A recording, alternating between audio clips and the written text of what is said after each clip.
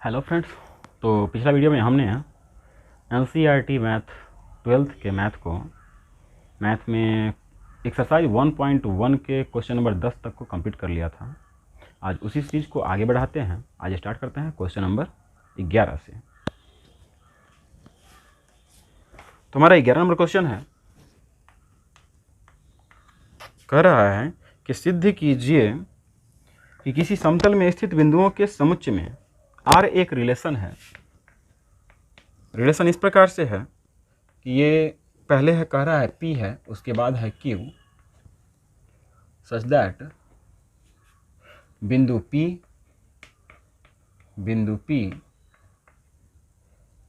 की मूल बिंदु से दूरी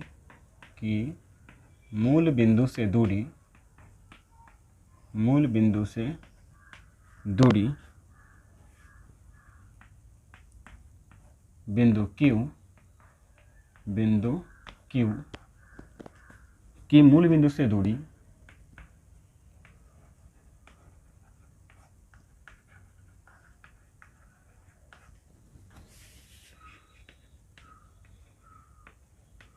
समान है।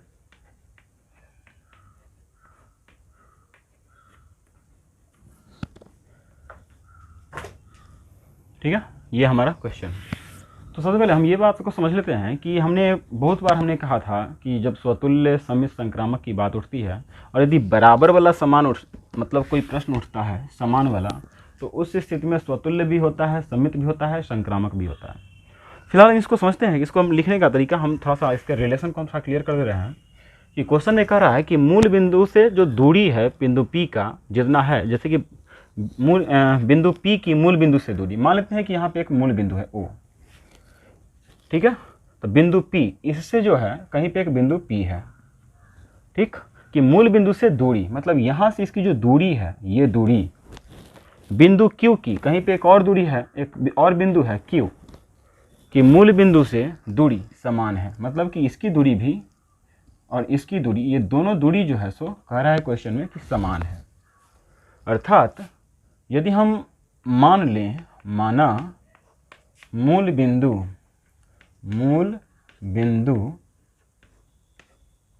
O है, तो प्रश्न क्या कर रहा है उसके अनुसार अब यदि चलें तो इस बात से हम इसको लिख सकते थे कि यदि OP के बराबर होता है OQ, तो PQ बिलोंग्स टू रिलेशन। क्योंकि यही भी आपका क्वेश्चन है, PQ से संबंधित है, लेकिन शर्त क्या है कि जो मूल बिंदु से P की दूरी है वही दूरी मूल बिंदु से Q की है। तो हमने मूल बिंदु को O मान लिया, तो O से P की दूरी और O से Q की दूरी यदि बराबर होता है तो उस स्थिति में दोनों संबंध का सदस्य हो जाएगा। तो देखिए यहाँ पे आपका रिलेशन हमने क्लियर कर दिया। अब यहाँ से आप आसानी से कर सकते हो कि देखिए कि हम यहाँ पे कह सकते हैं कि चूंकि OP के बराबर OP हो सका, ठीक है, OP के बराबर OP होगा, इसलिए PP बिलोंग्स टू रिलेशन, ठीक है, इसका मतलब हो जाएगा स्वतुल्य संबंध है।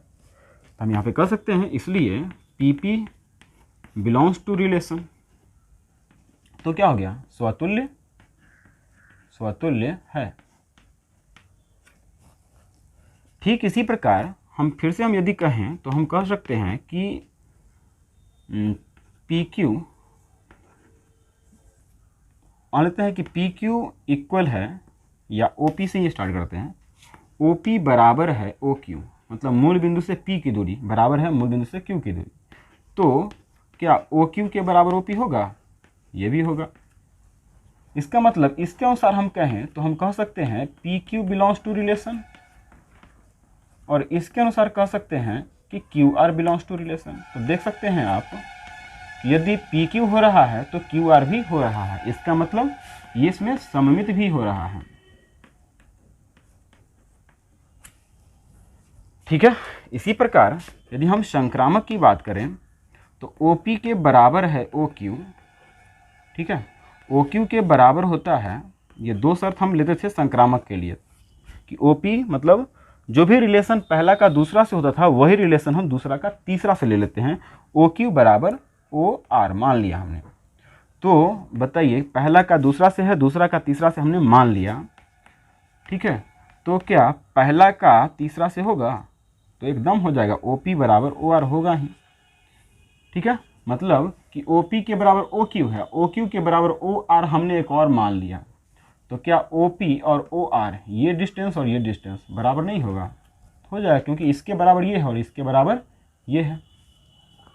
तो इसका मतलब इसके अनुसार यदि हम लिखें तो इसको लिख सकते हैं PQ बिलोंग्स टू रिलेशन, इसके अनुसार QR बिलोंग्स टू रिलेशन, तो इसके अनुसार हमारा निकल रहा है PR बिलोंग्स टू रिलेशन। इसका मतलब हो गया कि संक्रामक भी है, संक्रामक है, अर्थात इसमें स्वतुल्य भी है, सममित भी है, संक्रामक भी है, इसलिए हम कह सकते हैं इसमें तुल्यता संबंध है। फिर इसमें कह रहा है कि PQR से जाने वाली, इससे यदि कोई वृत्त को खींचे, मतलब इस बिंदु का जो समुच्चय होगा, इस प्रकार के बिंदुओं का समुच्चय, तो इसे यदि वृत्त बनाया जाए तो इसका केंद्र जो है सो मूल बिंदु होगा। तो एकदम होगा, क्योंकि आप देख सकते हैं कि इन बिंदुओं की जो मूल बिंदु से दूरी है वह सदैव एक समान होगी। इन बिंदुओं की मूल बिंदु से दूरी समान है, इसलिए इसके पर बना हुआ जो वृत्त होगा उसका केंद्र मूल बिंदु होगा। नेक्स्ट क्वेश्चन नंबर 12 देखते हैं। ये आपको आसानी समझ में आ गया होगा, तो देख रहे हैं क्वेश्चन नंबर 12 को।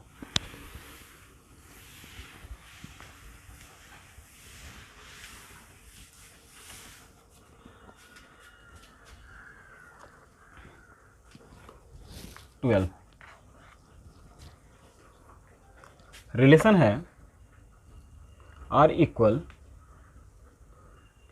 T1 T2 such that T1 T2 के समरूप है।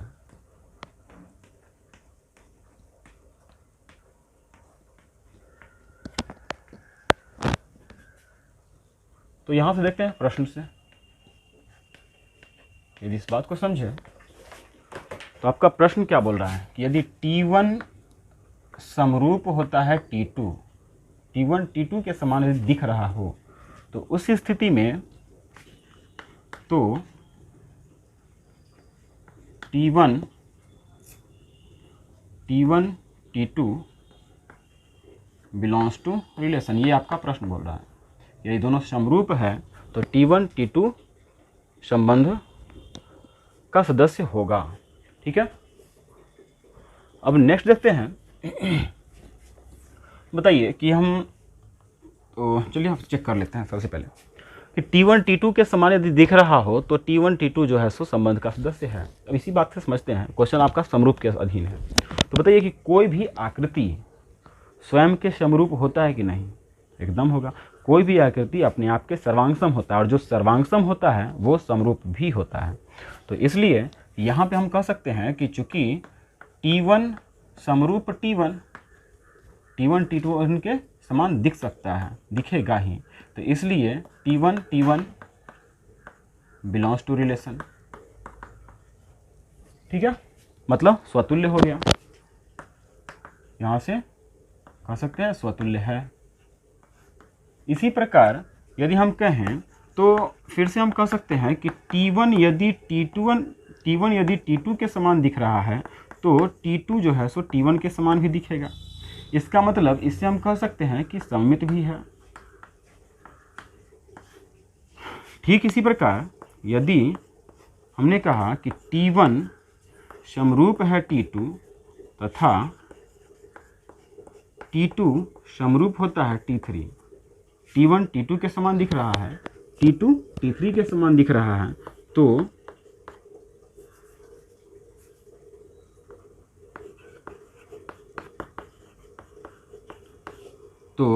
T1 T3 के समान दिखेगा। इसका मतलब ये संक्रामक भी हो जाएगा। इसका मतलब इसमें हम कह सकते हैं कि इसमें स्वतुल्य भी है, सममित भी है और संक्रामक भी है, अर्थात इसमें भी तुल्यता संबंध है। फिर एक क्वेश्चन में आपको इसी में कह रहा है आगे कि एक त्रिभुज है जिसकी भुजाएं हैं, पहला का T1 3 4 5, T2 है, इसकी भुजाएं हैं 5, 12 और 13। T3 एक और ट्रायंगल है जिसकी भुजाएं हैं 6, 8 और 10। अब कह रहा है कि कौन त्रिभुज किससे संबंधित है, परस्पर संबंधित है। कौन परस्पर संबंधित है? तो आपने 10th क्लास में पढ़ा होगा कि दो रिलेशन यहाँ पर क्या है, समरूपता का। तो 10th क्लास में आपने पढ़ा होगा कि दो त्रिभुज समरूप यदि होते हैं तो उसकी संगत भुजाएं समानुपाती हो जाती है। तो हम यदि उसी रूल को फॉलो यहाँ पर करें तो क्वेश्चन आपसे पूछ रहा है कि कौन किससे संबंधित है। तो देखिए 3 इसकी भुजा है, तो ये 3 2 जा 6, 4 2 जा 8, 5 2 जा 10। अर्थात यदि 6/3 निकालें या 3/6 निकालो, 4/8 निकालें और 5/12 निकाल के देखें, तो हर एक स्थिति में आपको ये समानुपाती मिल जाएगा। 5/10 है, अर्थात 1/2 1/2 1/2। इसका मतलब क्या हुआ कि इसकी सभी भुजाएं, T1 की भुजाएं T3 के समानुपाती है, अर्थात T1 T3 से संबंधित है। फिर नेक्स्ट क्वेश्चन अगला है, क्वेश्चन नंबर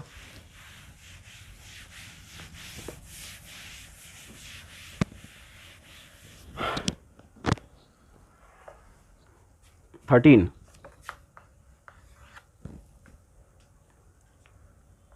रिलेशन है, कह रहा है कि P1 P2 such that P1 तथा P2 की भुजा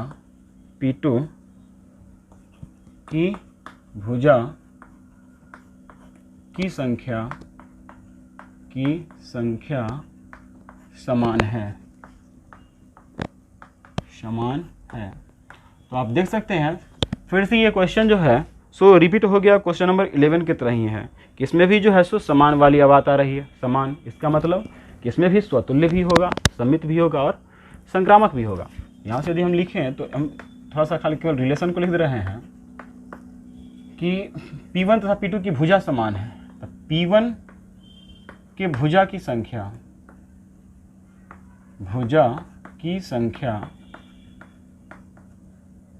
बराबर P2 के भुजा की संख्या,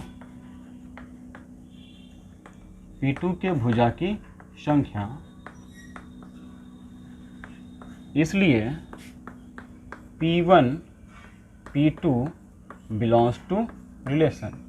ये आपका प्रश्न कहा है। और देखिए इसी प्रकार से हम स्वतुल्य के लिए लिखें तो लिख सकते हैं कि चूंकि P1 के भुजा की संख्या बराबर P1 के भुजा की संख्या, इसलिए P1 बिलोंग्स टू रिलेशन, अर्थात स्वतुल्य संबंध है। ठीक इसी प्रकार P1 में भुजा की संख्या बराबर P2 की भुजा की संख्या, तो P2 के भुजा की संख्या बराबर P1 के भुजा की संख्या, अर्थात सममित भी हो जाएगा। फिर P1 के बराबर P2 ले लें, P2 के बराबर यदि P3 ले लें तो P1 के बराबर P3 हो जाएगा, अर्थात संक्रामक भी हो जाएगा। तो इस टाइप के प्रश्न को हमने पीछे सॉल्व किया है, तो आप यदि उन वीडियोज़ को देख लें तो आपको आसानी से समझ में आ जाएगा। और क्वेश्चन नंबर आप यदि आज के क्लास का भी यदि 11 नंबर को समझें सही से, तो ये क्वेश्चन अब आपके लिए बहुत ही ईजी है। तो हमें लगता है कि आपको आसानी समझ में आ गया होगा कि इसे हम कैसे सॉल्व करें। तो हम बढ़ते हैं आगे, क्वेश्चन नंबर 14।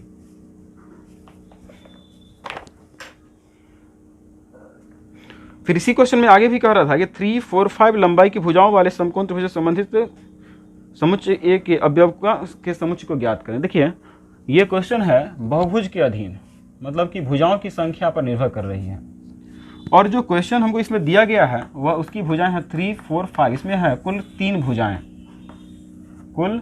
भुजाएं हैं, 3, 4 और 5। तो 3 भुजा होता है त्रिभुज में, अर्थात समुच्चय ए जो होगा वह त्रिभुजों का समुच्चय होगा। क्लियर है? Question number 14।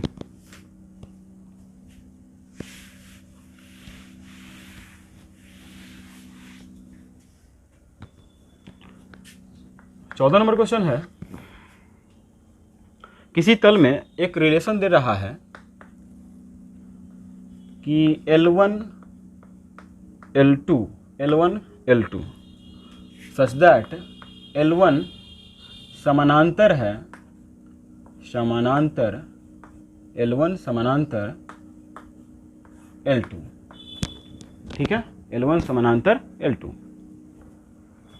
तो इसी बात में यदि देखें L2 के, ठीक है, देखते हैं यदि यहाँ से समझें, यहाँ पे आपका प्रश्न क्या कह रहा है कि प्रश्न से ये सारा क्वेश्चन सब एक ही टाइप का है जो हमने पीछे कर लिया है। फिर से यहाँ पे देखिए क्या कर रहा है कि L1 parallel to L2, L1 L2 के समानांतर है, तो L1 L2 belongs to relation. अब समझते हैं इस बात को क्या है, समानांतर कहते किसको है। सवाल ये उठता है, रिलेशन समानांतर के अधीन है। समानांतर क्या है कि जब दो रेखाएं कभी एक दूसरे को प्रतिच्छेद न करती हो, मतलब वैसी रेखाएं जो कभी एक दूसरे को प्रतिच्छेद न कर सके, समानांतर रेखा कहलाता है। तो आप बताइए कि कोई भी रेखा की हम बात करें तो क्या वो अपने आप को प्रतिच्छेद कर सकता है? नहीं कर सकता। अर्थात कोई भी रेखा हो वह अपने आप के समानांतर ही होता है।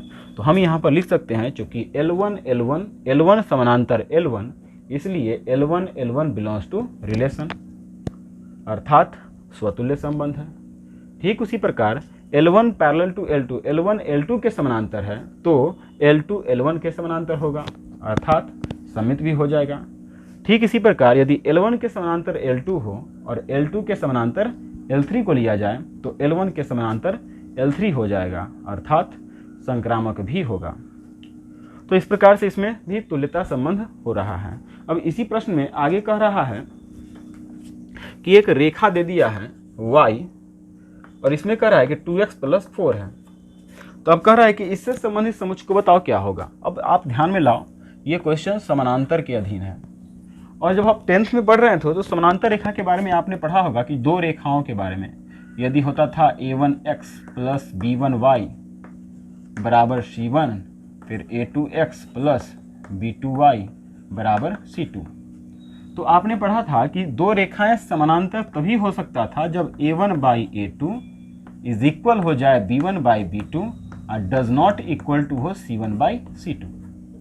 तो इससे संबंधित हमको ऐसा लिखना है कि समानांतर हो जाए, ऐसी रेखा बना। तो हम क्या करेंगे, x और y, हमारा x और y वाला पार्ट जो है, x वाला पार्ट और y वाला पार्ट बराबर होता था, तो इसको ठीक वैसे ही लिख दें, ठीक है। और इस 4 की जगह पर कोई भी कांस्टेंट हो सकता है, लेकिन 4 को छोड़ करके, तभी ये बराबर नहीं होगा। तो यहाँ पर हम ले लेते हैं, मान लीजिए c, और बगल में लिख देंगे c does not equal to 4। मतलब यहाँ पर कोई भी संख्या हो सकता है लेकिन 4 को छोड़ करके। तो इस प्रकार से ये हो जाएगा उन समुच्चयों को सूचित कर देगा, रेखाओं के समुच्चय को। क्लियर है? ठीक है। तो ये समीकरण जो है उन रेखाओं के समुच्चय को प्रदर्शित करता है। अब हमारा क्वेश्चन ऑब्जेक्टिव नंबर प्रश्न है इसका, देखते हैं।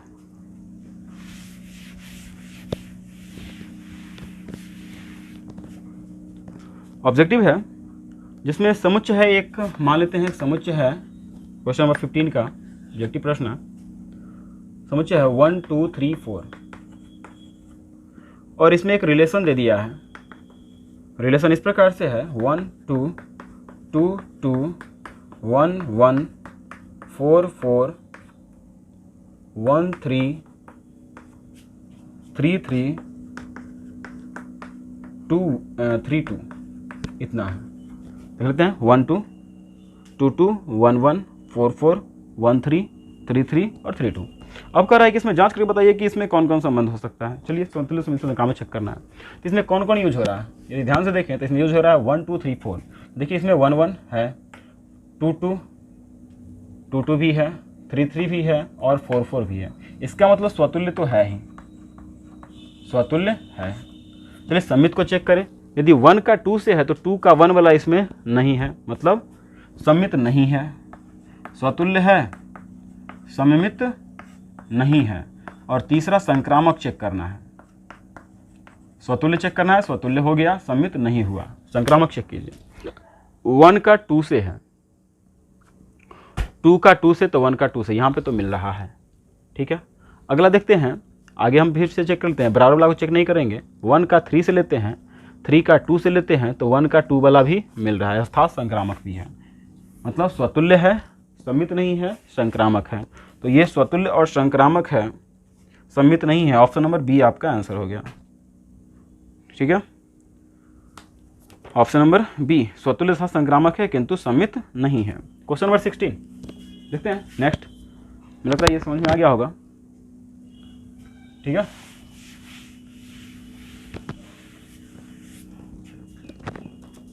नंबर 16 क्वेश्चन है, इसमें एक रिलेशन दे रहा है कि ए का बी से संबंध है और इस प्रकार से संबंध है कि ए बराबर है बी माइनस 2, जहां पे बी का मान जो है 6 से बड़ा है। क्वेश्चन में कह रहा है 6 से बड़ा है। चलिए ऑप्शन भी ले लेते हैं। 2 4 बिलोंग्स टू रिलेशन, दूसरा ऑप्शन है 3 8 बिलोंग्स टू रिलेशन, तीसरा ऑप्शन है 6 8 बिलोंग्स टू रिलेशन और चौथा ऑप्शन है 8 7 बिलोंग्स टू रिलेशन। चलिए इसको चेक कर लेते हैं। सबसे पहला क्या होना चाहिए कि b का मान 6 से बड़ा होना चाहिए। b है बाद वाला, मतलब बाद वाला जो है 6 से बड़ा, यहाँ पे है 4, तो ये तो नहीं हो सकता। यहाँ पर है 8, ये भी हो सकता है, ये हो सकता है, ये हो सकता है। चलिए अब आगे बढ़ते हैं। तो ये हमारा पहले ही छट गया कि ये होने वाला नहीं है। अब फिर कहता है कि b से 2 कम a है, मतलब बाद वाला से 2 कम होना चाहिए पहले वाला, बाद वाला से 2 कम होना चाहिए। तो देखिए 8 से ये कितना 5 कम है, तो ये भी नहीं हो सकता है। यहाँ पे इसमें यदि देखते हैं तो 7 है, 7 से 2 कम होना चाहिए, यहाँ पे तो 1 ज़्यादा है, ये भी नहीं सकता। ये आपका आंसर हो गया।